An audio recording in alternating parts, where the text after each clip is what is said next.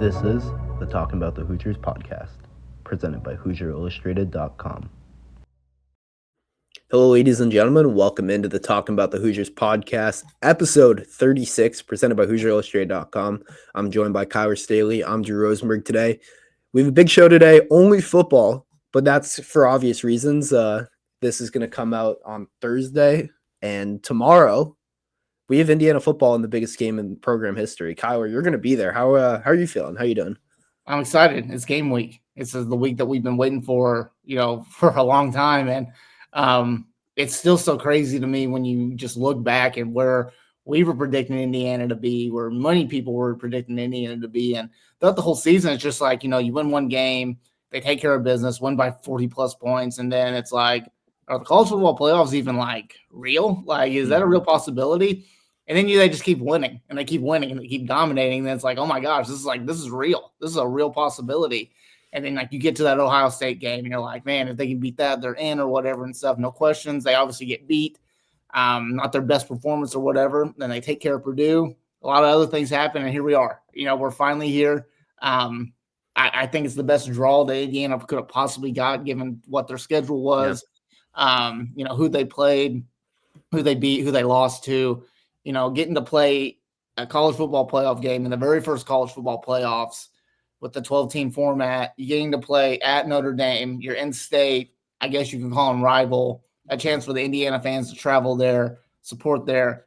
I mean, you couldn't have scripted any better. If you would have got a home game, obviously that would have been better. But, man, it's here. And I'm super excited. I'm going to be there. Alex going to be there. Dylan's going to be there. Pretty much the whole crew except for you and John, losers. Yeah. But, it's going to be a good time, man. And it's awesome to know that Indiana's about to play in this huge of a game.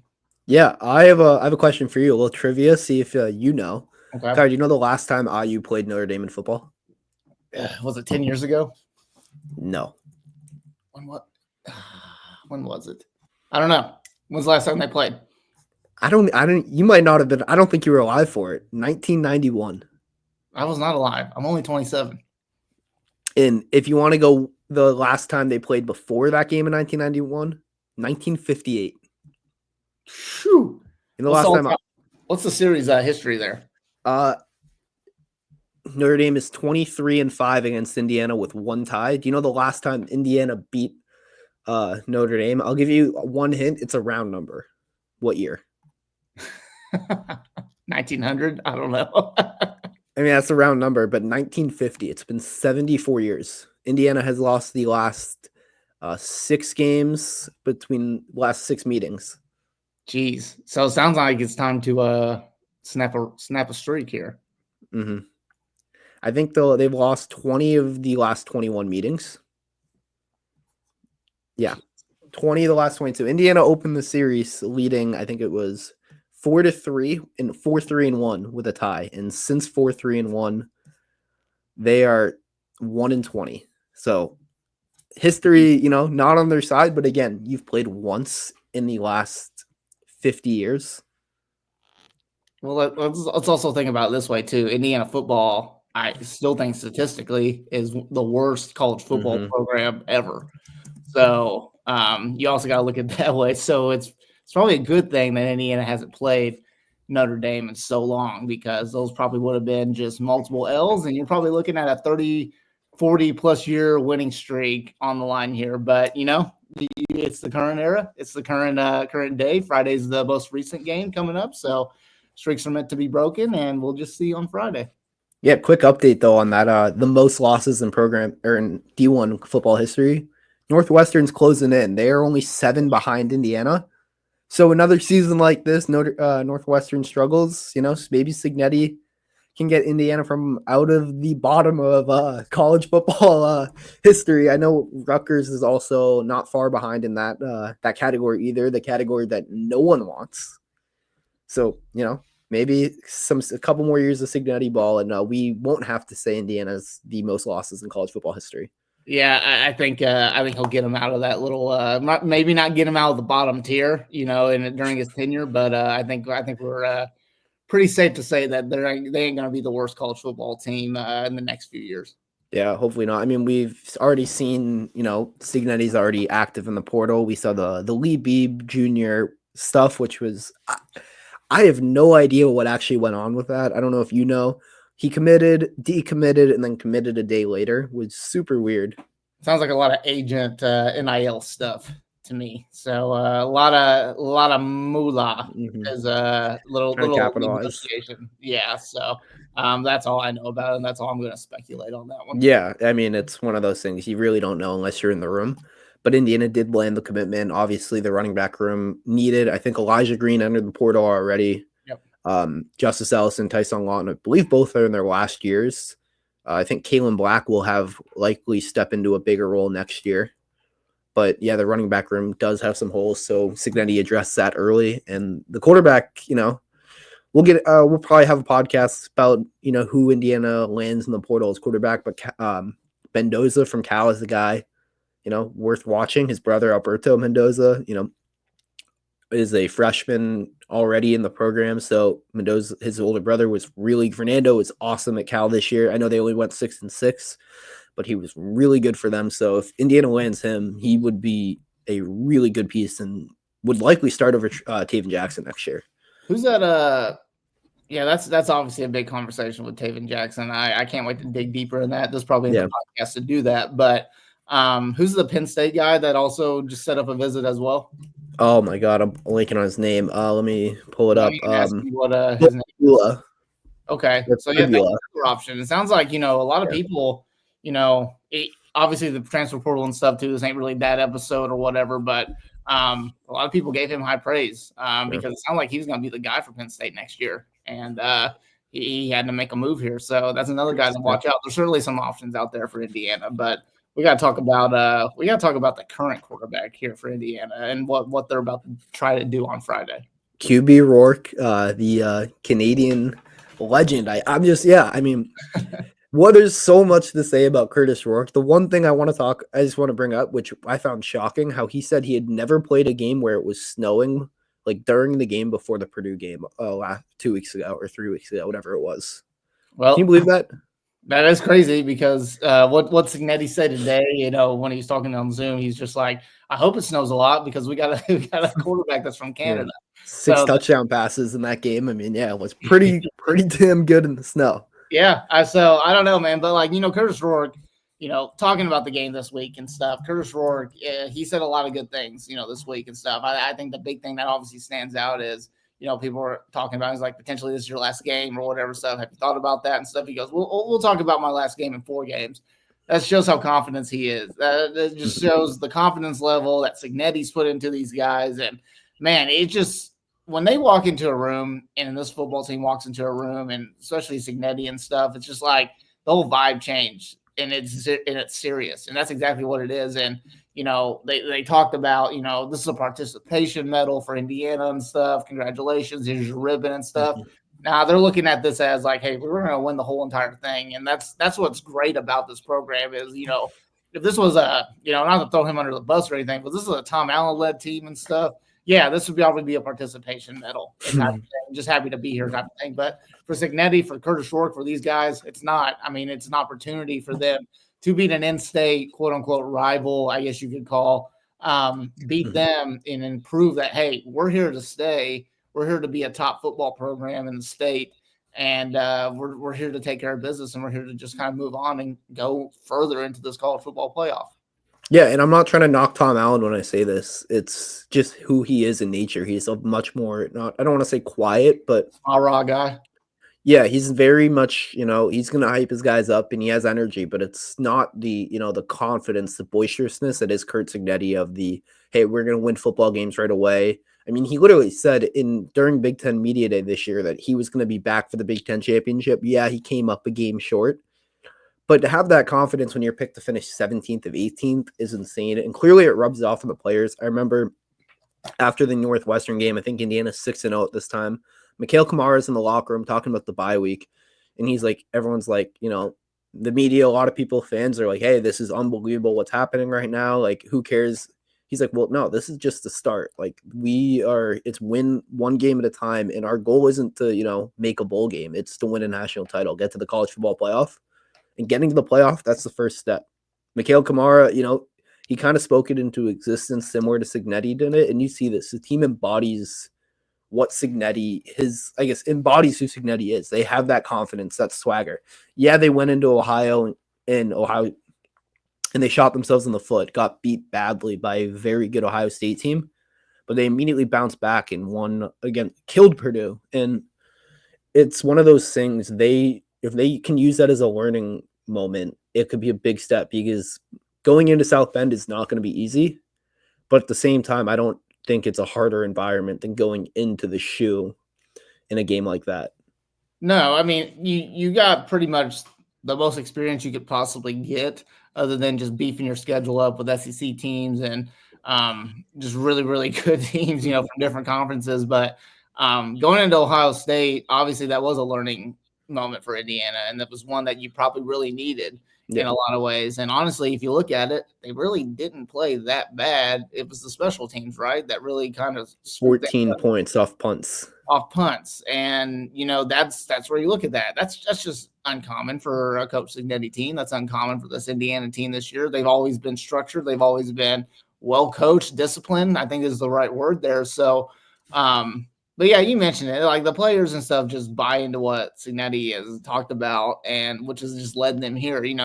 I think the funny thing is I heard a lot this week and last week and stuff. Notre Dame, they've been playing basically in the playoffs since the Northern Illinois loss or whatever and stuff. Mm-hmm.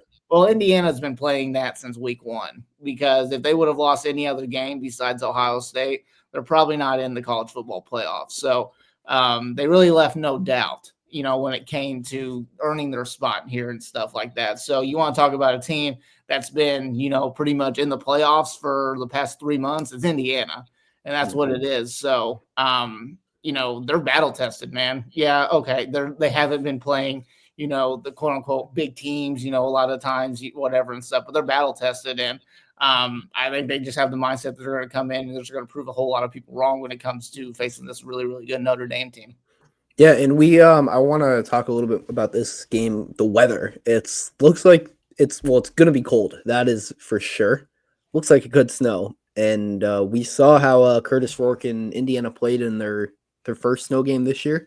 So that experience, could help a bit if the weather becomes a huge factor, especially as both teams want to run the football. We've seen Notre Dame has one of, if not the best rushing attack in college football, maybe outside of Boise State with Ashton Genty. And I want to say Army, just because of that offense is run the football. We are not throwing the football. So Notre Dame's rushing attack, stopping that is obviously key. I think, want to say off the top of my head, they're coming to this one with 5 straight games of at least 200 rushing yards. I know between their main 2 guys, Riley Leonard, their quarterback, and Jeremiah Love, their number 1 running back, 29 combined rushing touchdowns on the year. So they are going to want to rush the ball. I mean, they've scored at least 2 rushing touchdowns in every single game this year. So winning in the trenches is going to be key. I mean, we've seen Notre Dame is a little bit susceptible to giving up like yards against the run on the other side. So if Indiana can run the ball and establish the run, something they weren't able to do against Ohio State, it could go a long way in opening up the pass against a very good Notre Dame passing defense. Yeah, I would say, honestly, I don't know about you, Drew, but I feel like both Notre Dame and Indiana are pretty similar in a lot of ways. Yeah. Both disciplined teams, both well coached. You can say what you want about Marcus Freeman. He's definitely a hot topic when it comes to, college football coaching and all this stuff. I think he's a really good coach, a really good young coach. I've been on the Marcus Freeman train. I want to say that since I guess Brian Kelly was like towards the end of his tenure, you didn't really know how long he was going to stay. And Freeman was a DC. It was like, I looked at Marcus Freeman like, this is a guy that if Kelly doesn't stay very long or stays in Notre Dame and doesn't leave for LSU like he did, you're looking at, okay, he's going to be the next major coach at a big program. I guess Freeman wanted to be at Notre Dame, and luckily for him, Kelly left. Now he takes over the program, and he didn't have the best start to his tenure. Let's call it how it is. Yeah. They've had some bad losses. Marshall, the Ohio State game where they only had 10 guys on the field, Northern Illinois this year. But it seems like they continue to learn from it, and they continue to get better. And Notre Dame's playing as good football as anyone in the country right now. Yeah. I mean, like I said, they're really similar to Indiana in a lot of ways because you mentioned it with their running attack, it opens up their offense and everything like that. We know Indiana, they love to run the ball. That's what they like to do. They like those explosive plays, and then which opens up their passing game. It makes them a really versatile threat when it comes to the offense. And they got a really good defense, obviously, Indiana. Same with Notre Dame. I mean, I wrote a story. It's going to be out today on Thursday talking about the passing attack. That's really where it could really determine who's going to win this game. Whoever can make, the big plays, the big boom plays, or things like that. To me, you mentioned it. This game could be in the battle of the trenches or whatever. Whoever wins that could win this game. I do think that probably is what you would go with when you look at that. I think the offensive line for Indiana, they got to be perfect. They can't be Ohio State. I think Ohio State pressured Kurtis Rourke way too much. Yeah, they wrecked the game. Ohio State's defensive line wrecked the game plan for Indiana. They couldn't get anything going momentum-wise. Running the ball, passing the ball, Rourke had a guy in his face almost every time, and it was just pure chaos. They were aggressive too. You gotta wonder how aggressive Notre Dame is going to be. Their defense has been aggressive, willing to blitz. They forced turnovers, but Ohio State clearly had a game plan. We are going to blitz often. Jim Knowles put a lot of focus on it, and you saw big plays. Ohio State blitzed a lot against Indiana, and Kurtis Rourke struggled as he just didn't have time. Yeah, exactly. And if you're Indiana's offensive line, that can't be the case. You got to give Kurtis Rourke a ton of time. You got to give him as much time as physically possible for him to make a play. You got to open up the gaps. You got to let Justin Ellison, you got to let Tyson Lawton, you got to let those guys make those big plays. You got to get them chunk yards. You just got to do it. It just really, to me, the offensive line is going to dictate this game. If you're allowing your offensive players, your weapons to do what they can do, you're going to win. I don't know if you're going to win this game, but you're going to come close to winning it. And you're going to play your best against the toughest defense that you played against all season. I think that they're even better than Ohio State's defense. It's just a versatile team. And I'm really curious to see what Indiana can do against a team that's pretty similar to them and has as much versatility as what Indiana does. Yeah, and I want to, mention, I think an important place to look at the offensive line is left guard. Tyler Stevens was a huge key piece for James Madison, came to Indiana, and was expected to start this year, and he ended up losing the starting job. Drew Evans, sophomore, who had been with the program, really kind of started. Him and Bray Lynch kind of weren't guys we expected to start. It was kind of like Nick Kidwell, Tyler Stevens were expected to start at the guard spot. And Bray Lynch and Drew Evans were really good. Bray Lynch has been great all year, but Drew Evans really was very good. Then he goes down in the first half against Michigan. And from there, Indiana's offensive line struggled, and as a result, the offense started to struggle. Saw it in the Ohio State game the next week. Was a lot better against Purdue. Indiana was able to run the ball, pass the ball consistently, no real issues with pressure. But again, Purdue is terrible this year. They were 1-11. So seeing how that left side of the offensive line holds up is going to be really important, because we know on the outside, Indiana has two of the best tackles, or maybe not the best, but they've been playing like the best. I saw Pro Football Focus came out with the best offensive lineman left in the playoff. I think Carter Smith and Trey Wittig. I think Trey Wittig was number 1. Carter Smith, I want to say, was number 6. So those guys are obviously have been great all year, but the interior has been an issue. And protecting Rourke, keeping him clean and upright in the pocket, it goes such a long way in determining the game on Friday.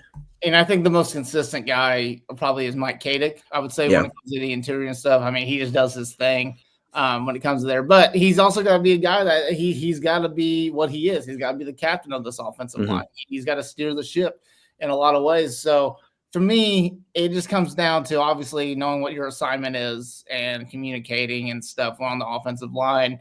Comes down to pride. At the end of the day, you got to have the will. You got to have the want to make sure that nobody touches the quarterback. And that's exactly what's going to happen. So, yeah, I mean, it's a challenge for sure, but this game's probably going to be won in the trenches. And the Indiana's offensive line's got to show up this game if the Hoosiers want to, try to have success here. The other thing is Indiana has to protect the football. They've done a very, very good job this year doing that. They've turned the ball over 8 total times. They've only turned it over, I believe, in 5 games. One of those games, they had 4 turnovers against Maryland. So outside of that Maryland game, in 11 games, they have just 4 turnovers, including just 3 interceptions and 1 fumble lost. So you got to protect the football. You look at Notre Dame's. I talked about this on In Touch with Indiana Sports.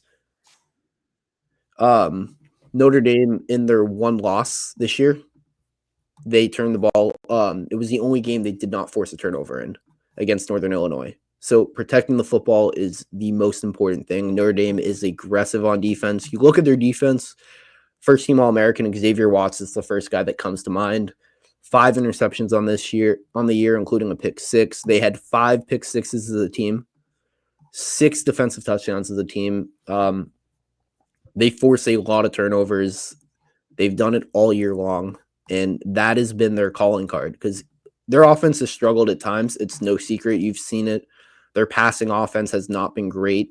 Riley Leonard has, done a pretty good job protecting the football this year. 16 passing touchdowns, 5 interceptions, but him as a runner has been a lot better for Notre Dame.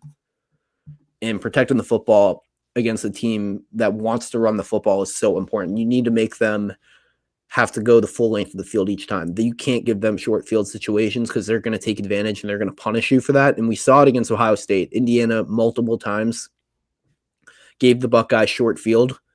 And Indiana's defense did the best they could, but you keep giving a very good offense the ball at the 35-yard line, they're going to score a lot of points, and you're going to make it impossible on your offense to stay in that game. You don't win football games if you turn over the ball, and you especially don't have a chance to win a football game if you do it on the road against a team like Notre Dame. You got to play perfect, right? And like I said, Indiana is going to have to play perfect, and they're going to need a little bit of luck here. They're going to have to try to, force Notre Dame to turn the ball over. They're going to have to try to get them out of rhythm. They're going to have to come in there, and they're going to have to establish Notre Dame Stadium right off the bat, and they're going to have to set the tone for this game. They're going to have to be the ones that dictate this game. The defense is going to have to dictate this game. So, you got to protect the ball. Like you said, you got to protect the ball, and you got to play perfect on that end. So, you made a lot of good points, Drew, so I don't want to kind of copy what you just said, but main thing is protect the ball. Give yourself a chance, because if you are turning the ball over every other drive, you're not getting any yardage, or you're punting the ball and stuff, it's just you're not going to win that game. So you got to be in your bag, I guess you could say. You got to be smart when you're playing against a team like Notre Dame. Yeah, and I think Notre Dame is obsessed. You can force them into mistakes. You can force Riley Leonard to make mistakes. We saw it against Northern Illinois. I know this is week 2 of the season, but it's also going to be a tough game for him weather-wise. Riley Leonard, he's comes from Duke, a warmer area. I guess they've had, 3 home games in November, but you go this game, it's supposed to be obviously very cold, snowy, and this could be, one of those things. If it's snowy and you're able to load the box and make Riley Leonard beat you, you could cause some mistakes. We've seen D'Angelo Pons. We've seen the secondary, Amari Farrell. We've seen them make plays, jump passes, jump routes, and force turnovers and make game-changing plays all year. And I think stopping the run is going to be so important against the Notre Dame team that they run for almost 200 yards pretty much more than 200 yards almost every game. So stopping that, forcing Riley Leonard to beat you, I think is going to be the key. If you can make him beat you through the air, I think Indiana has a really good chance, and I think they're going to be an aggressive game plan, loading the box, trying to get Aiden Fisher and Jalen Walker in there and make it uncomfortable for Riley Leonard and make him have to make throws. And I think those are kind of my initial keys for Indiana to win this game. You know what? Since you are the football expert, I'm going to go ahead and say yes. Whatever Drew just said, that's exactly what it is. Because people that listen to this know that I'm not the biggest football expert, so I'm the basketball guy. But like you said, like I said, it's just a game where there's so much at stake, and it's just an unfamiliar territory and stuff. It's just you got to play perfect. You got to have luck on your side for this Indiana team. They're going to be smart enough. They're going to follow the system that Curt Cignetti lays out and stuff. It's just all about following that game plan and making things uncomfortable for Notre Dame. Make things uncomfortable, make the game close, going into that third quarter, make the game close, make things a little bit shaky, get Notre Dame off rhythm, and then you have a chance. So it's going to be good. It's going to be fun, man. I really can't wait to see what this Indiana team can do on Friday. Yeah, I'm excited. I mean, this is the biggest game in Indiana football history. We've said that twice this year now. We said about Ohio State. Now we say it about this game. But, this game's obviously bigger because you have you're 4 wins away from a national championship, which Indiana has never been this close. So a lot to be excited about. But let's jump into our predictions. We're going to start with the Saturday games. We're going to predict those 3 games, and then we'll wrap with our Indiana football Notre Dame prediction. So, Kyler, I'm going to start with the noon game on Saturday. SMU goes into Penn State. It's a noon game. It's a whiteout. Penn State 8.5-point favorites against SMU. Kyler, who do you think wins the game? And if you do think it's Penn State, do you think they can cover that 8.5? I do think it's Penn State, and I do think they cover. I think this is going to be a blowout, honestly. Penn State, what a draw they got. What a draw. The winner of this plays Boise State, right? What a draw. And they did pretty much everything they could against Oregon. They really did. They fought, against that Oregon team, never really gave up and stuff. But I think SMU is going to get a little bit of a wake-up call here against a really, really good, Tom Allen-led defense. I was going to say, Tom Allen. We talked about him on the pod earlier. Look at that. Tom Allen and Indiana in the college football playoff, a year removed from that disastrous season. So who would have thought? Who would have thought? Probably both Indiana and Tom Allen would have thought. But no, I'm going to go with Penn State. I think they win this game by 10-plus points. I think they're a really, really good team, a really sneaky team that could really do some damage in the college football playoff.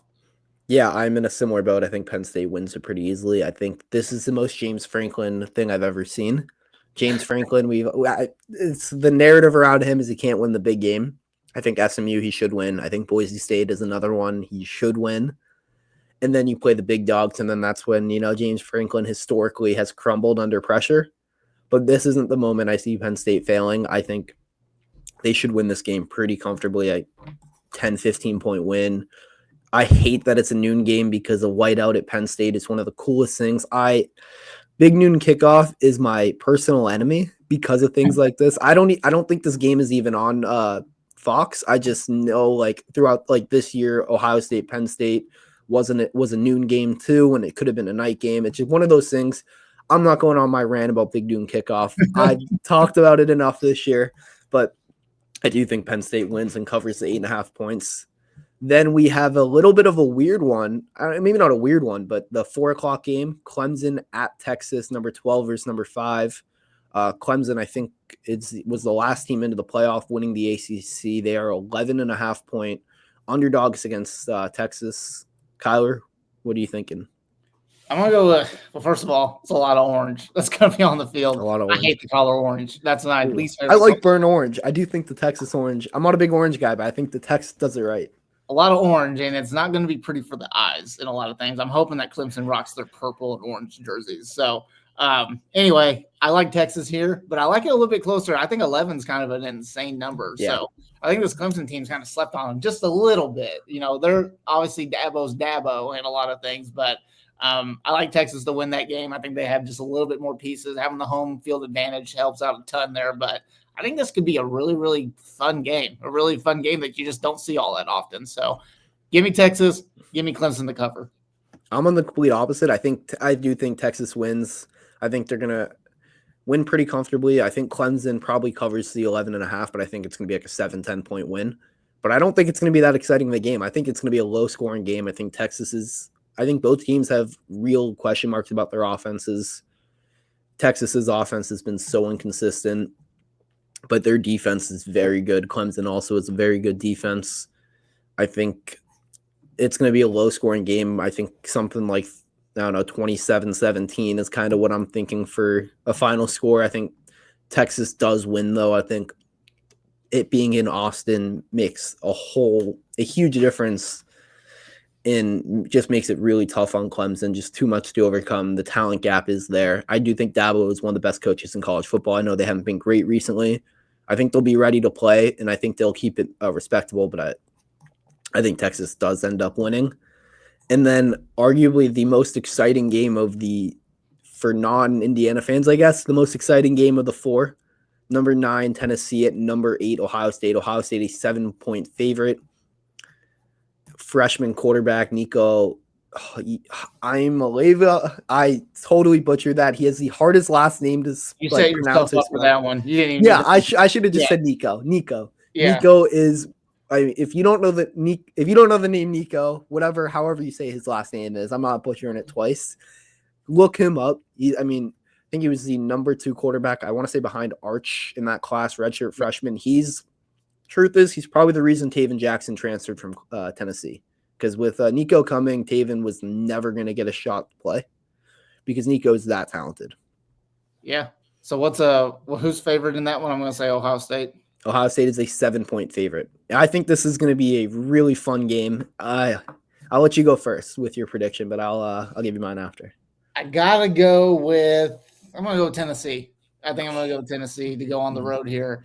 Obviously, that means that they cover that 7. So, this is going to be a fun game. This is the game. This is the main reason why the Penn State game's not underneath the lights. You know what I mean? So, this game, huge. I was so excited that this game was the game here. Either way, if it would have been at Tennessee, at Ohio State, doesn't matter. This is a game you just don't see a whole lot. And that's the beauty of these playoffs. You just don't see these types of games. I like Tennessee a lot. I think Tennessee, this is their best team that they've had in a long time. Obviously, the most consistent team, I think. And I think they're going to come in. They're going to win. I think they're going to take it to Ohio State. I think Ohio State's got a lot of gaps. And, Ryan Day, he's a very Jekyll and Hyde coach in a lot of ways. So I know Ohio State fans, if they come in, Tennessee comes in and, beats Ohio State fans are not going to be happy. So their backs are against the wall a little bit. And I think this Tennessee team is going to take a major, major advantage of that. Yeah. I hate that we're just copying each other's picks, but I'm also going Tennessee. I talked about Nico, but he's not the reason. It's that defense. Tennessee's defense is special. Dylan Sampson, their running back, one of the best running backs in the country. Ohio State, it's so hard. I think this game is going to come down to the last possession of the game. Let's hope. And I think whoever has the ball is going to lose it because there's 2 elite defenses. The offenses are both very good, but Will Howard, was great against Indiana, but I still don't trust him enough. Nico, another freshman, it's iffy. Both teams passing the football. I know you have Jeremiah Smith, Emeka Egbuka for Ohio State. I think that's better, obviously, than Tennessee, but Tennessee's defense is really good. But you have a player like Caleb Downs on the other side for Ohio State who can just change a game. We saw it firsthand. He took a punt back against Indiana. So it's one of those things that there is so much power across the board. I want to add James Pierce, another guy on that Tennessee defensive line, one of the best pass rushers in the country. It's going to be a really fun game. A lot of talent that we're going to see on Sundays playing in that game. And I lean Tennessee, but I think ultimately whoever has the ball last loses that game, which is weird. Usually it's the other way around when you're making a statement like that. It is weird. That's kind of word vomit to me. But no, it's going to be the best game, I think, of the whole entire 2 days of college football. Actually, I take that back. I think Indiana Notre Dame, which we're going to give our predictions next, I think that one's going to be the best game. So, Drew, I'll let you go ahead and tee it up here. All right. Yeah. I mean, I'll go say one more thing. It's like the opposite of predicting a Josh Allen, Patrick Mahomes game. Usually you're like, whoever has the ball last wins that game. Whoever has the ball last in this game loses, I think, just the talent of the defenses. But yeah, the game we've been talking about now for 30 minutes. The biggest game in Indiana football history, number 10 Indiana at number 7 Notre Dame. The line opened at 8.5. It's now down to 7.5. Notre Dame 7.5 point favorites. Over under 51.5. Each team is 9-3 against the spread this year. 9 of Indiana's 12 games have gone over. Should be a really exciting game. Seems like snow is coming for that game as well. Kyler, I'm going to let you start. What's your score prediction for Indiana Notre Dame? Score prediction or just prediction straight up? Up? Let's get aggressive. Score prediction. Wasn't expecting the score prediction. I don't know, man. This is so tough. I go with the heart. Do I go with the gut here? You know what? There's no reason to, excuse me, there's no reason to doubt Indiana, right? Mm-hmm. There's no reason to doubt them. There's been a lot of doubters with Indiana. So I'm going to go with the Hoosiers, man. I'm going to go with the Hoosiers. Why not? They got here this far. They're playing with house money in a lot of ways. So give me Indiana. Give me to win. I see a lower scoring game, honestly. Give me 24-20 Indiana. Under. Yeah. So give me that. I think the snow will be a factor. I think both defenses are going to show up. It's whoever's offense, honestly, that can just figure out a way to have the most explosive plays and get down the field who's going to dictate this game. So give me the under. Give me the Hoosiers. Give me those dang Hoosiers. to win this game and prove a lot of people wrong here, then go to Georgia and play them tight and then see what happens. I keep going back and forth. I do. I really do. I keep doing it. Notre Dame has a kicking issue. Their kicker has been having some issues in practice from what I've been hearing. So make them kick. That's what I'm saying. I think Indiana. I keep going back and forth. I'm gonna have to. I'm going the more fan prediction. I'm gonna go Indiana takes it. I'm gonna say a final score. I'm gonna go 28-27. I think it's gonna be a close game. I think comes down to the very end, and I think Indiana gets it done. I think it's gonna be such a tough game. I think the Ohio State was the best experience for Indiana, getting blown out like that, making all those mental mistakes, the penalties, just all the shooting yourselves in the foot like that. I think that was the best thing for Indiana long term. I think they're going to learn from that, grow from it, and I think they're going to go in and shock the world and win a college football playoff game. It's here, Drew. There's not much more to say. It's here. And Friday night, it's the most anticipated game, for Indiana fans, the biggest football game in Indiana football history.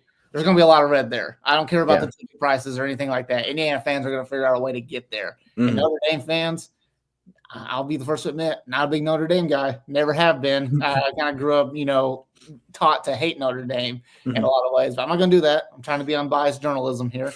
But no, I think Notre Dame, they're in for a rude awakening in a lot of ways. I think Indiana fans are going to show up. They're going to take over Notre Dame Stadium. There's going to be a lot of red. And I'm really curious to see what jerseys Indiana wears, because I think Notre Dame's going to be wearing the black jerseys. So some white. I hope Indiana has white. White in that snow, they're going to be looking fast out there. So let's do that. Let's have all the advantage here. So it's going to be fun. My advice here, no matter what happens, Indiana could get blown out this game. My advice here for any Indiana fan, enjoy the moment. Mm-hmm. Indiana was not supposed to be here this year. No.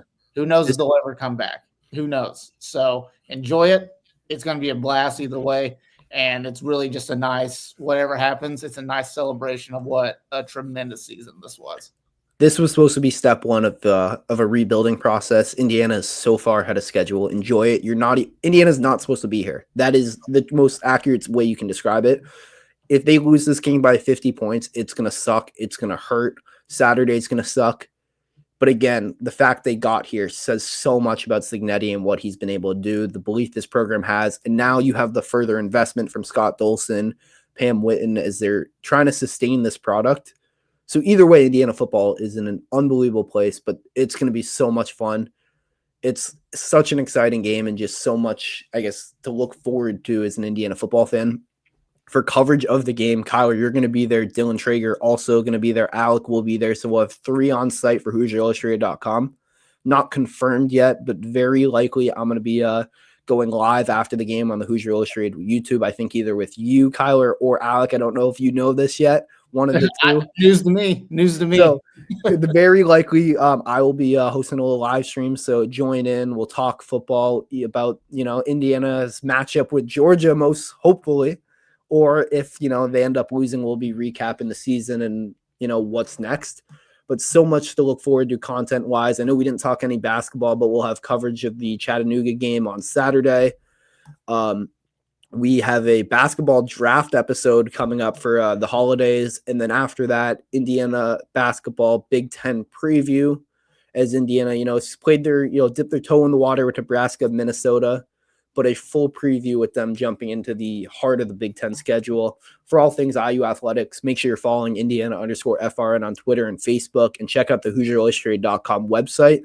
And make sure you're subscribed to Hoosier Illustrated on YouTube and have your notifications turned on so you don't miss any IU sports content. Thank you for tuning in to the Talkin Bout The Hoosiers podcast. We'll be back.